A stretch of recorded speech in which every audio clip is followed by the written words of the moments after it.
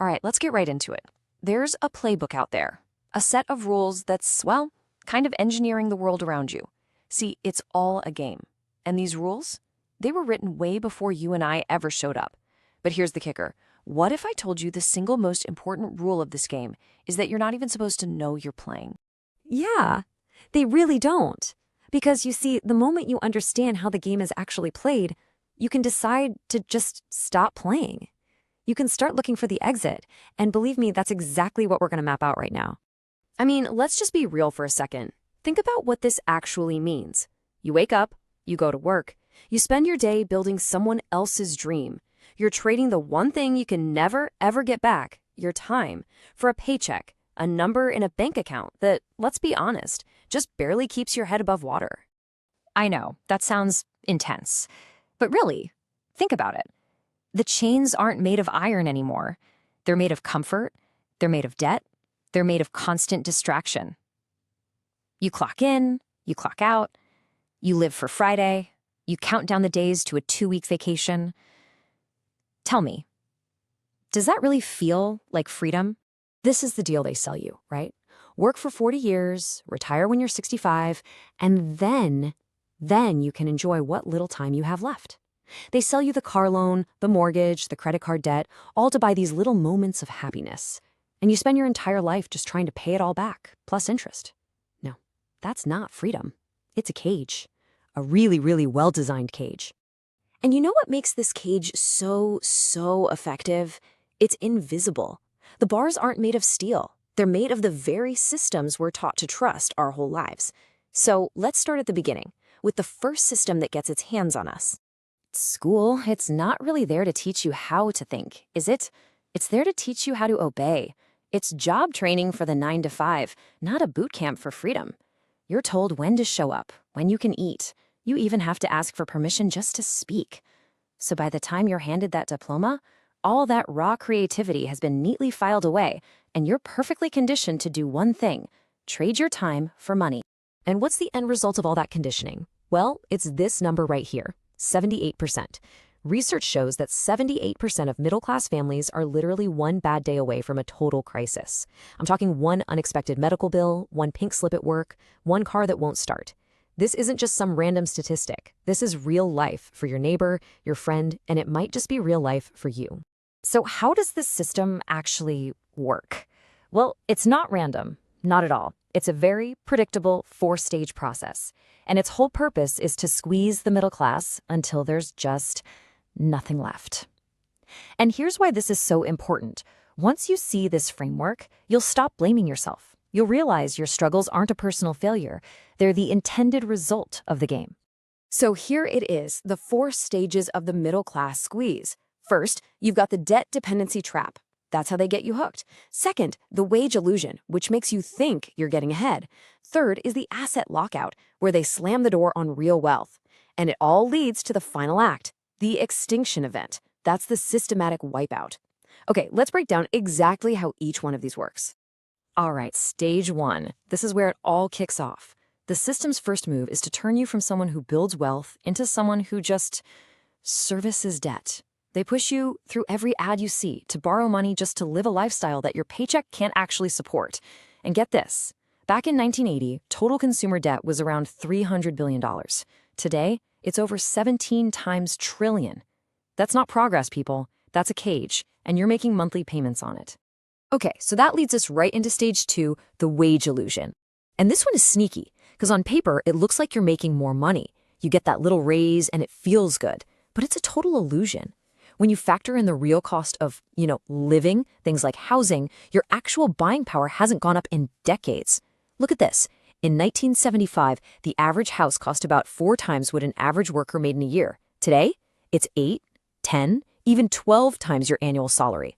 The math just doesn't work anymore. It's impossible. And this brings us to what might be the cruelest stage of them all, the asset lockout. So while you're stuck over here trying to pay down high-interest credit card debt, what's happening over there?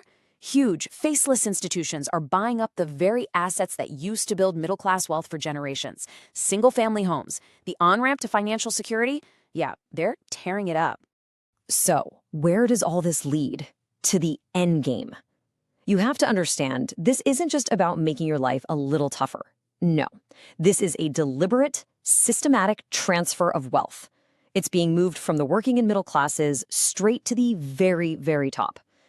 It's probably the biggest and quietest heist in history. And this right here, this is one of their biggest weapons, the U.S. national debt. Over $34 trillion.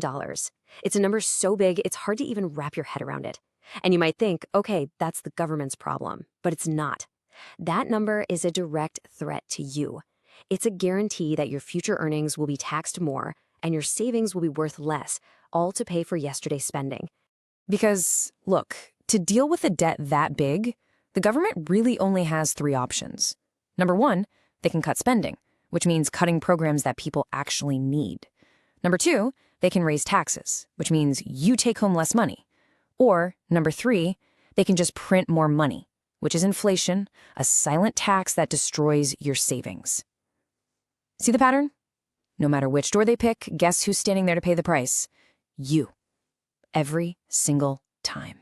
And when they choose option 3, printing money, something called the Cantillon effect kicks in. It's actually pretty simple. The new money doesn't go to you. It goes to the big banks, the big corporations, the people closest to the money printer.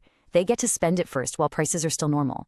By the time any of that money finally makes its way down to you, the price of gas, groceries, everything has already shot up. Your wealth is literally stolen before it even gets to your pocket. And that is why you hear people like Robert Kiyosaki saying things like this.